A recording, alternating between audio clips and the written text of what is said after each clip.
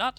Talking about bans, I see that we do have the first, so let's quickly jump over there and look at those. Alright, the first ban coming in from Team Rin here this time, and this is Taka hard carrying, banning Taka, and Ardent Alliance going for a Vox ban. So Vox is out of the picture. I mean, we had Team Rin facing that Vox on the side of Ardent Alliance before. If we want to quickly jump, meanwhile they're still checking what they're picking. So we had Ardent Alliance on that Vox, mentioned it. The Vox was dealing a hell lot of damage and perfectly stutter stepping. On the other side we had actually Xenotech for the jungle carry on a bruiser, as Blueberries likes to say. The Rona, yeah, we'll see. We'll see if that is going to be a pick again. It looks like that they decided though on the side of, let me check, yeah, that is right, Team Rin just picked Celeste. So we will see if actually the theory Tasty Bacon and Valdez crafted about Celeste is always winning. We'll see if this comes to the truth again. Meanwhile, Ardent Alliance is still disgusting what they are going to pick. Okay. So, what can be the pick here from Ardent Alliance? Celeste, Team Rin, Ardent Alliance, maybe this time going here for a Rona pick. Pretty interesting. Yeah, I mean, you said that Rona is interesting, just not sure if they should go for it. It felt like she was doing her job, but it was not enough to somehow bring enough plays in. Not sure. Okay. It seems like that there are some slight discussions going on in chat, so we could meanwhile show you guys once more the MVP, and then we will hopefully be back with the second matchup between Team Rin and Ardent Alliance.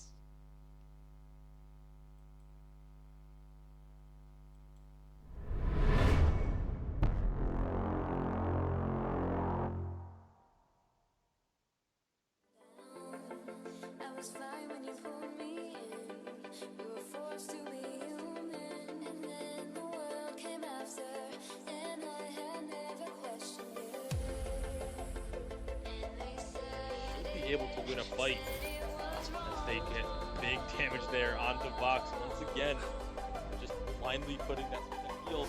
Captain trying to go into the stun. There's the silence, but will they be able to get anything else? Finally going in, the Goop with the Spitfire getting a lot of damage onto the Ardent, now trying to turn their attention to Vox. He's getting a ton of AoE, but it's not enough. He is down, Zelkire is down, and this is going to be TAS Esports weathering the storm, coming from behind.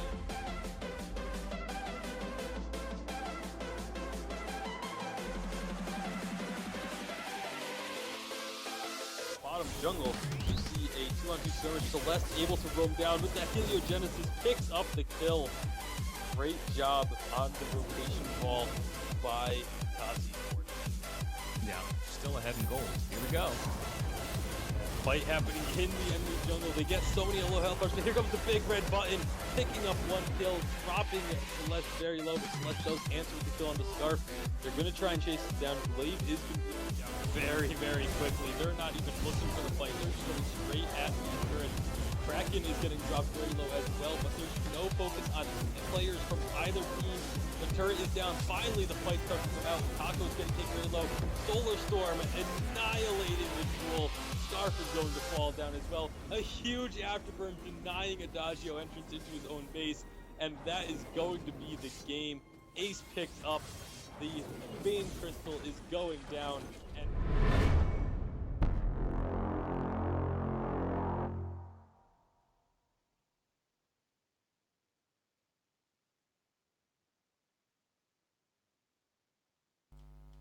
so a bit of picks evolved. We do have now Ardent Alliance picking Scarf and Arden into the Celeste, and By the way, I just totally forgot or oversaw that Celeste T just lost her first match today and the one before, so apparently the love story of Celeste and the Vein Crystal is over. Sorry. So Celeste insta-lock does not mean insta-win. Alright, so yeah, checking here, investigating on some reports from the players. Of course, we want to provide you the best experience across the board, and the system operators are looking into this from Super Evil Megacorp, since there were a few reports tech-wise, lag-wise, whatsoever. And in the meantime, we can continue with the draft mode. So it is Rona again. Apparently Xenotech wants to play that again. We do see hard carrying, most likely playing then the Celeste again. Not sure if that is the right choice though. I mean, the Scarf was super strong, doing very well, and actually so far it looks like a similar match. Nope, Flash X just calling the last pick, Glaive for Ardent Alliance. So let's quickly hop over here so we can see what changed. Basically not a whole lot. Ardent switched sides, Adagio came into the picture instead of Fortress, and now we do have a Glaive. Nice, I like that. A Glaive pick, always interesting. The afterburns, the punts, perfect. And I believe we are almost ready and Roger to go. Well, we are delaying this for a few minutes. So that is what we are doing, yeah, apparently, and that gives us a wonderful time to talk a little bit more about what you are qualifying for if you are playing in the VGL, so-called Season 1 Qualifier. We actually hovered about that and talked about this a bit earlier today as well. Yeah, I believe in right. NA and EU. So basically all 16, the best 16 out of each region do get points. Obviously, as higher you are ranking and as higher you are getting into the qualifier, you get more points and obviously also more cash and prizes. But the first winner gets a ticket, and this ticket is a ticket to the VIPL Season 2, not 1, Season 2, which is going to kick off in November again in Seoul, South Korea, hosted by OGN, and I'm fairly certain to say casted by Monte Cristo and Valdez. Yeah, that is probably the biggest thing everyone is looking for. Obviously, you're getting also the 3,000 US dollars pocket money, so exactly. you can have a good time over there. Have a good time there, and probably also you need to pay for your travel expenses over there as well as a team, so that comes in quite handy. And yeah, that is pretty much it. That's the big news, and I'm really enjoying that we are again deciding, or we are as the VGL building the platform for the players in EU and NA to jump over to Seoul, as we did that with the VGL Worlds Qualifier in SEA, NA and EU. Yep. So hoping for some good European and North American teams to turn out, and yeah, going to the other teams to Seoul.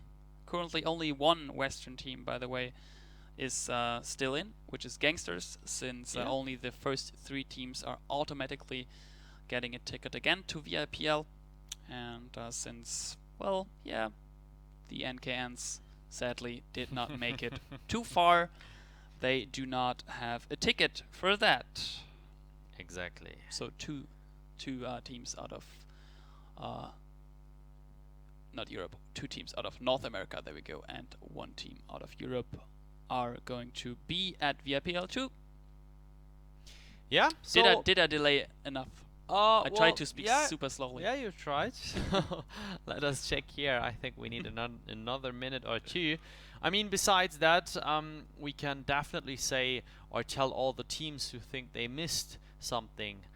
We have another qualifier up in November. So this October will be a bit not too crowded with VGL events. It will be more the registration process or the application process, since we have a 64 event and a few spots will be filled up from the top teams because they get a ticket anyway for the event. But all teams who think they missed their chance, you still can have a spot to the grand live finals here from VGL and get some more money. Of course, some more competition, real competition it is, face-to-face.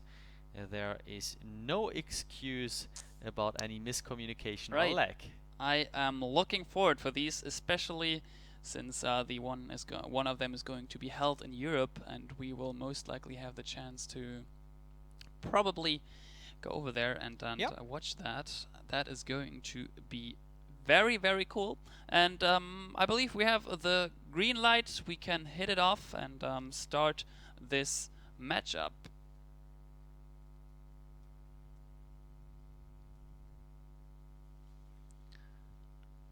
Sending the players now towards the House Jan folds, and then we are going to send it back, I would say, to Seoul, South Korea and North America, since that is where our casters are calling in from. And you guys are going to take care of the second matchup between Team Rin and Ardent Alliance, and that is where we guys are sending you now.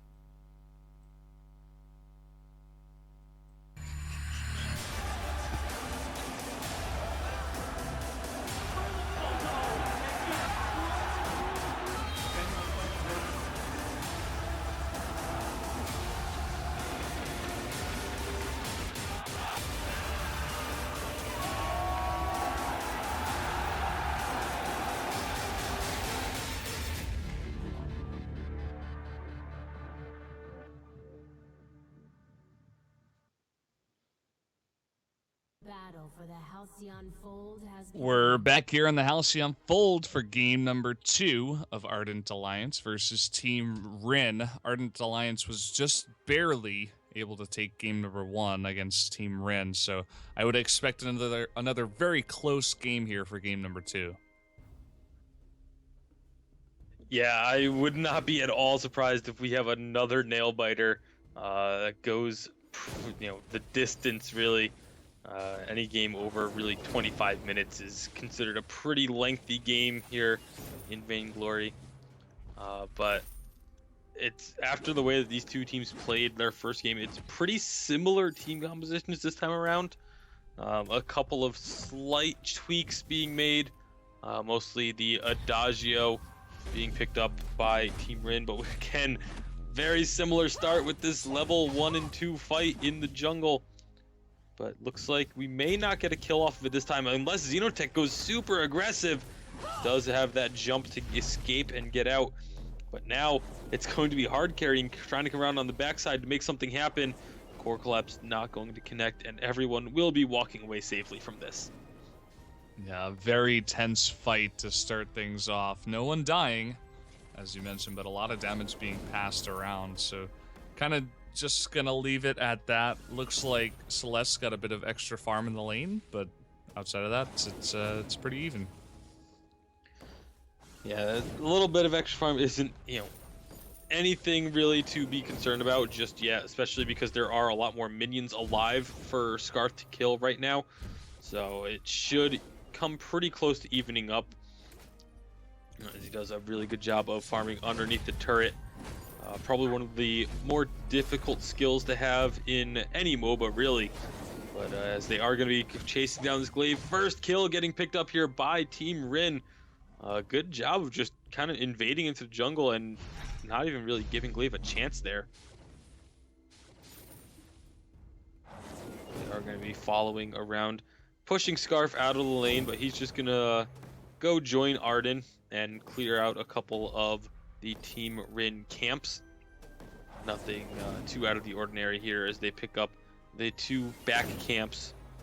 Meanwhile, over on the other side of the map, the exact same thing is happening with I Love Joseph, but he's actually being fought out by Xenotech, and Xenotech winning that fight.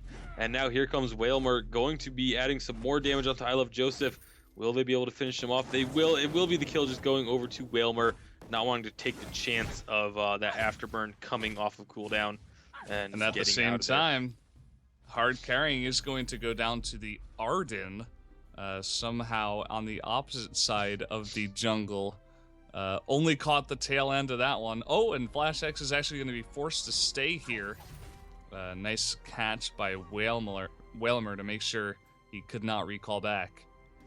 Yeah, those boots going to be activated, trying to get away, but not going to be enough. And that's another kill going over Team Rin. All of a sudden, they're up to a 3-1 start here. Really good job of catching the Ardent in the jungle and forcing him to have to stay. Not really anything he can do at that point. Yeah, I mean, he picked up the kill and maybe delayed some time for his team, so not bad after all.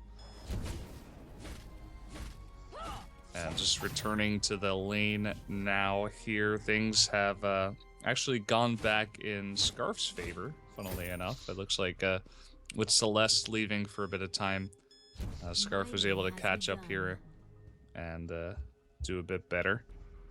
Yeah, hard carrying was out of lane for quite some time in the jungle, and of course also taking that death, helping Scarf to have the time to catch back up. Yeah, we do have Scarf in the lane now. Almost gets hit by that core collapse, but here comes Rona. Oh, the last Heliogenesis is going to pick up the kill. And now I Love Joseph and Flash X are just going to have to turn tail and defend. Team Rin looking strong here early on. But of course, as we saw in the previous game, Team Rin, I felt like they had a bit of an advantage for most of the game, but just weren't able to finish things off. As now they're gonna be fighting over this gold mine. It is going to go to Ardent Alliance there. Nice job stealing that by I Love Joseph. He is going to pay for it with his life. But I think he'll be more than happy to trade himself for the gold mine. Oh yeah, definitely. Great job there with the afterburn steal. Glaive the MVP so far of the gold mine fights. And Scarf didn't even need to be part of that, essentially. Just went straight back to the lane. So overall, a great job there for Ardent Alliance. They're going to help them catch back up with that gold, only down by 300 at this point. Good spot to be in at 5 minutes, especially with Glaive now getting back up. They're just gonna, everyone's rotating at the exact same time.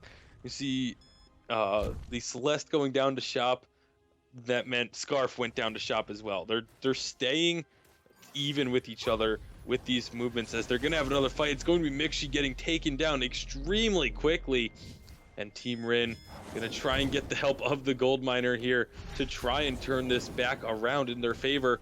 Solar Storm does come through, hits a lot of damage onto I Love Joseph. Xenotech very low as well. Might be falling here from the gold miner, and the attack is gonna go through and not quite pick up the kill. And that is actually a delayed ace. Scarf had respawned, but 3 more kills for Team Rin. And what is going on? 8-1 all of a sudden in favor of Team Rin. Yeah, this is definitely more one-sided than the first game. You were talking about how Team Rin had an advantage, especially in the mid-game, but not like this. Looking a lot more comfortable with this draft. And the Rona, of course, being played by that Xenotech, really working out so far, doing a lot of early game damage, and getting farmed up here. Looks like he's going for a very fast Fountain of Renewal this time around, which is interesting. Going to forego that Shiver Steel for now. Yeah, they are going to be looking to go aggressive still. Oh, they are, never mind. They're going to back off. Of course, specifically because I said that they were going to look to go aggressive. Of course, the Caster Curse comes back to bite you. But they are now looking to go aggressive onto Mixi, or at least Xenotech was, jumps in and then immediately rethinks that decision as Whalmer coming very low there. And now it's Ardent Alliance looking to maybe push a little bit of aggression down, knowing that the Adagio is low. Yeah, it's very interesting looking at the item builds right now for Team Rin. I mentioned Rona going for a Fountain of Renewal, but also Adagio is rushing one, so they're going to have two very, very quickly. And even Celeste getting a light shield pickup here. It seems like they're very concerned about Scarf, and maybe they feel like Scarf was the main reason why last game did not go in their direction. Yeah, I mean, it very well could have been. Putting down that goop and then lighting on fire, if they do it on top of a team fight, just causes so much damage to anybody in that area, and it really just melts through the health bar. But of course, it's also, part of it's also just to get that reflex block as quickly as you can, especially with the glaive and the Ardent. You really want to be able to reflex block, either get through the gauntlet wall, block the knockback from the afterburn. It's such a useful item that it's almost mandatory to pick it up, especially against this team. Oh yeah, I definitely agree with you. As these team fights become more common and they happen more often, definitely going to have to see some reflex block being picked up. We have found Team Ardent Alliance trying to sneak the gold mine, and they do get it, but it looks like they will pay with 2 of their members for it. Getting that decent gold payout of 183 per person, but now hard carrying needs to be a little careful. They're taking a couple tower shots, but has that Eve of Harvest already finished, so going to heal back up off of the minions. Yeah, and with 2 of them going down, looks like they are going to get some damage done to this turret. They can't overstay their welcome, especially with the teammates coming back here. Ardent gonna help out this Scarf here, and just back off, not really able to do much damage alone there. Yeah, Scarf is just so good at defending turrets because of how quickly he clears out those waves. The flaming goop just instantly pretty much taking out half of the wave, and then the rest of it's gone with 1 more Spitfire. So only able to get approximately half of the turret's health down before having to back off, taking too much damage from the turret as they go back into the jungle and continue to farm up. A 1,000 gold lead is not that much considering they have 9 kills in their favor, which is really surprising that the gold lead is that slim. Yeah, it's kind of interesting. I think Ardent Alliance was able to get, yeah, they stole the first gold mine and they just got it again here, so maybe, a little bit of extra gold coming in there. Also, Scarf has got a slight lead on Celeste in terms of minions from the lane, up 10 right now, so trying to even it out here is Ardent Alliance. They're definitely not out of this one by any means. Gauntlet getting dropped. This is going to be a big fight. A lot of damage going down onto Flash X, but there's that Fountain of Renewal. The Solar Storm is beautifully dodged, but in the end, it is I Love Joseph going to be the lone casualty of that fight. And Gold Mine staying over with Ardent Alliance for now. But see how long that lasts. It looks like they're going to leave it, let it stack up a bit more before they try and capture it. And instead just put some attention onto trying to catch Flash X, apparently. Now they turn their attention onto the gold mine. And Flash X going back in, just trying to dissuade them. Mixi coming in as well. It's going to take so much damage from the Celeste. Gold mine is not going to go down just yet, but it does eventually, and so does Vixie. Flash X extremely low, but will be able to recall. Great job by hard carrying to get that kill. Yeah, just landing those supernovas, setting them up so beautifully. And seems like after that first game, there were talks of not really sure what was going on, but she's hitting her skill shots now. So it seems like, she's back on her game here at least, or maybe whatever issues she was having are fixed. And that's really awesome to see. Yeah, doing a phenomenal job here. 12-1 6-0-5. Xenotech having a significantly stronger game this time on Rona than what he was able to do last game. You really have to wonder what exactly is the change. I mean, I feel like they have a stronger composition this time around for the side of Ardent Alliance, but it's not performing whatsoever. Yeah, I think it mainly has to do with the fact that he's not going up against a Vox this time around, that being banned out this time. Like, Glaive is always going to be in your face trying to fight, and Glaive up against someone like Rona, who's essentially just not going to go down. Rona will have a good time. Hold that thought, though. Mixie getting very, very low. Solar Storm kind of missing there, but Rona's trying to jump in. Actually, the Afterburn hits her in. Will she be able to get the kill? Yes, she will. But will any more go down? Ardent gets very, very low, but will not go down. Yeah, a nice job there. Xenotech being hyper aggressive, but gets the kill, which does result in a turret being picked up here for Team Rin. And if this continues, we could be on our way to yet another Game 3 here today in the quarterfinals. Yep, I would not be surprised, to be honest. We do have another fight coming down here. Versus Judgment doing a ton of damage and stunning that Glaive. And gonna offer the Celeste here some time to back off, but she's kind of out of energy at this point. Maybe a couple more Heliogenesis to go down. She's gonna turn onto Glaive now, but here comes Scarf, and huge damage going to be able to take out both Celeste and Adagio. Yeah, Celeste did pick up the Glaive again. Poor I Love Joseph not having a very good game this time around. This will be the gold mine once again. Oh, trying to get taken, but Xenotech is there to stop it, picking up one kill. Gonna try and take a second, or at the very least keep the gold mine in their possession. Will be successful, so that's gonna be a big payout in about 20 seconds when Kraken does spawn. Xenotech doing a good job defending that objective, and now canceling the recall of Mixi. And it may seem like a pretty minor play, but the longer you can keep, those couple seconds could turn out to be crucial. And it's a little bit of extra time that Mixi isn't farming, isn't getting gold or experience from any sources. Yeah, or isn't pressuring that gold mine as it does turn into the Kraken here. So going to get another payout is Team Rin. And they've got fantastic control now of the vision around this Kraken as well. So definitely could try to set up either a Kraken kill or maybe a bait. It looks like they're going to try for the kill here. Yeah, another early Kraken take. And this is what Team Rin did really well last game too.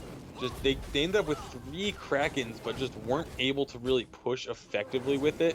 And this one, I feel like they might be taking this one a little bit too early. Getting one turret with the Kraken isn't a bad trade, but when it's only the first or second turret, I really don't like the decision to pick it up. I feel like you need to wait, get that turret down, especially when you have a big lead like this, and then go take the Kraken when it's going to either open up the base or take out one of the crystal turrets. But this one here, I'm not a huge fan of this Kraken take. Again, Scarf, Ardent, Glaive is going to be pretty good at taking this Kraken down. As the Gauntlet goes down, the turret is going to fall. No casualties just yet, but a huge Solar Storm firing through the team of Ardent Alliance, and Team Rin is just looking to shove this in. They are going to get at least 2 turrets off of this, so a great job of them pushing with the Kraken and forcing Ardent Alliance away from it, and that's a very, very good push. Yeah, and I love, again, the double Fountain of Renewal pickup here. You can really see its effectiveness in these team fights, even if they do get engaged on, as we did see there from the Gauntlet. Gauntlet comes down, they're forced to stay in, or they get stunned, and they eat a bunch of damage from Scarf, but they just stay alive for so long. You get healed up by Adagio, you use double Fountain of Renewal, and eventually, get Celeste into a good position, and you can set up the fight so that it's in your favor eventually, because you're not going to get burst down with these types of items. Yeah, and I was iffy about the Kraken pick, about taking the Kraken capture, largely because of the fact of how they pushed with it last game.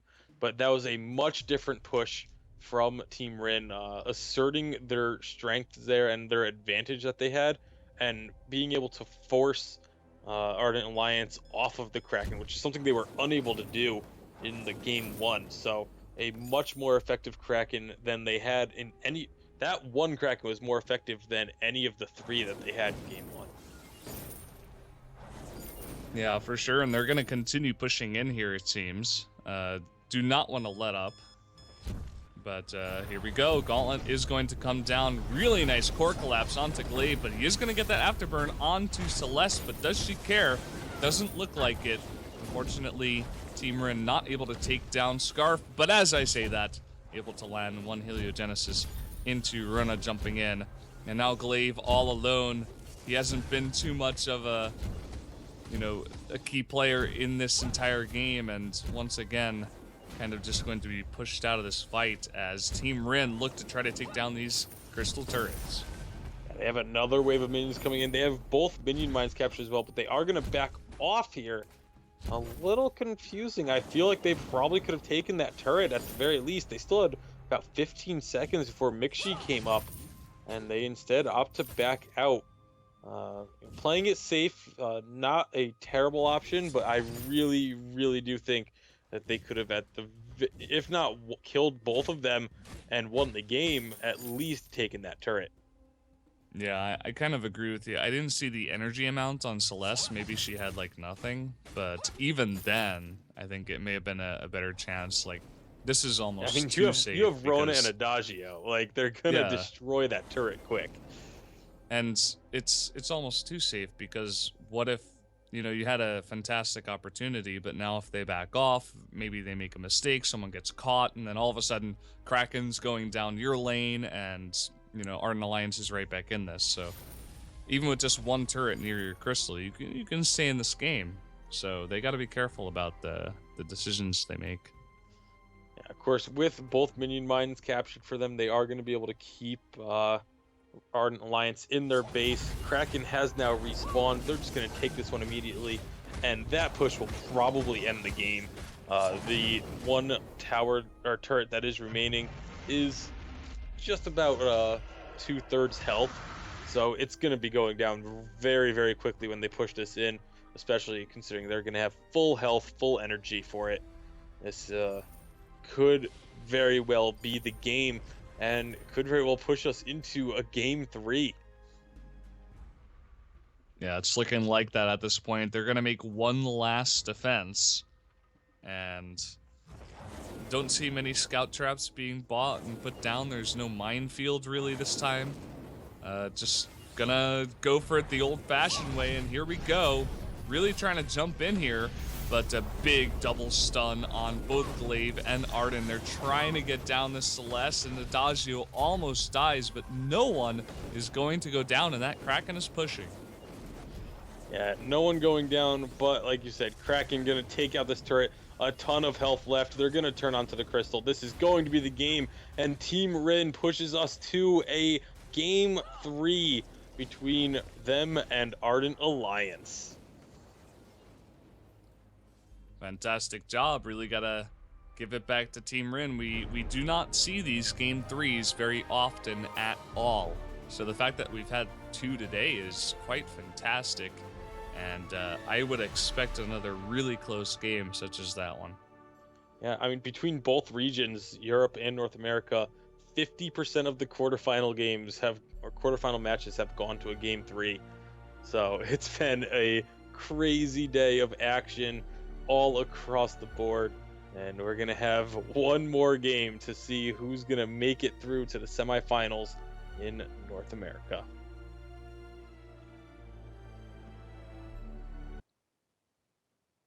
Yeah, so